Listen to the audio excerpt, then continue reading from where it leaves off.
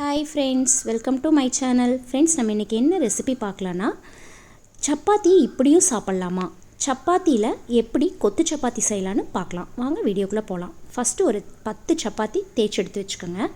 அதை நல்லா ரோல் பண்ணிவிட்டு குட்டி குட்டி பீஸா கட் பண்ணி எடுத்து வச்சுக்கோங்க. அடுத்து பார்த்திங்கன்னா, இது தாளிப்புக்கு என்னென்ன தேவைன்னா, ஒரு 3 மீடியம் சைஸ் பெரிய வெங்காயத்தை குட்டி குட்டியாக கட் பண்ணிக்கோங்க.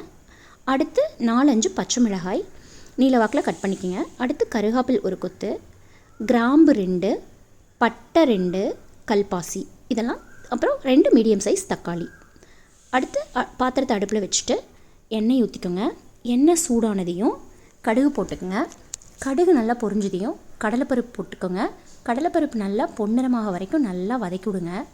அடுத்து ஒரு டீஸ்பூன் சோம்பு சேர்த்துக்குங்க. சோம்பு நல்லா ஒரு வாசனையை கொடுக்கும். அது நல்லா வதக்கி வாசம் வந்ததுக்கப்புறம் அந்த நம்ம எடுத்து வச்சுருந்த கிராம்பு 2, பட்டை, கல்பாசி இதெல்லாம் சேர்த்துக்குங்க. அதையும் நல்லா வதக்கி விடுங்க. அடுத்து பச்சை மிளகாய் சேர்த்துக்குங்க. பச்சை மிளகாய் நல்லா வதக்கி விட்டுட்டு நம்ம குட்டி குட்டியாக கட் பண்ணி வச்சுருந்தா வெங்காயத்தை எடுத்து சேர்த்துக்குங்க. அடுத்து பார்த்திங்கன்னா கருவேப்பிலை சேர்த்துக்குங்க.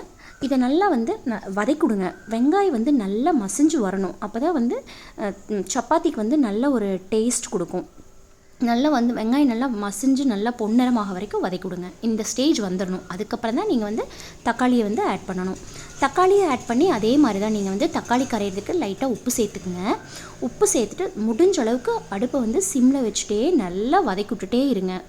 அப்போ தான் கொத்து சப்பாத்தி நல்லா கிரேவியாட்ட நல்லா சப்பாத்தி கூட தக்காளி நல்லா கலந்து வரும்.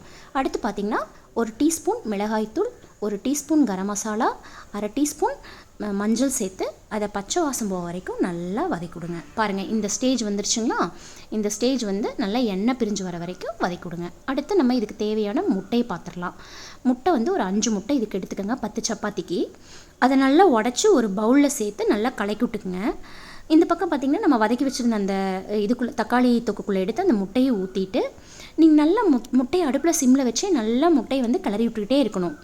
முட்டை அந்த முட்டை பொரியலாட்ட ஒன்று சேராத மாதிரி வர்ற அளவுக்கு நீங்கள் கிளறி விட்டுக்கிட்டே இருக்கணும். பார்த்திங்கனாவே தெரியும். இந்த ஸ்டேஜில் பாருங்கள் முட்டை எப்படி வந்துருச்சுன்னு பாருங்கள். அந்த ஸ்டேஜில் நம்ம கட் பண்ணி வச்சுருந்த சப்பாத்தி எடுத்து உள்ளே சேர்த்து நல்லா கலந்துடணும். நல்லா கலந்து விட்டுட்டு அடுப்பை சிம்மில் வச்சுட்டு நல்லா கலந்துவிடுங்க. கலந்துவிட்டிங்கன்னா அந்த நூடுல்ஸ் மாதிரி இருக்கிற சப்பாத்தியெல்லாம் நல்லா பொடிஞ்சு நல்லா இந்த மாதிரி வந்துடும். இப்போ சூப்பரான கொத்து சப்பாத்தி ரெடி ஆயிடுச்சு. வாங்க ஃப்ரெண்ட்ஸ், சாப்பிட்லாம்.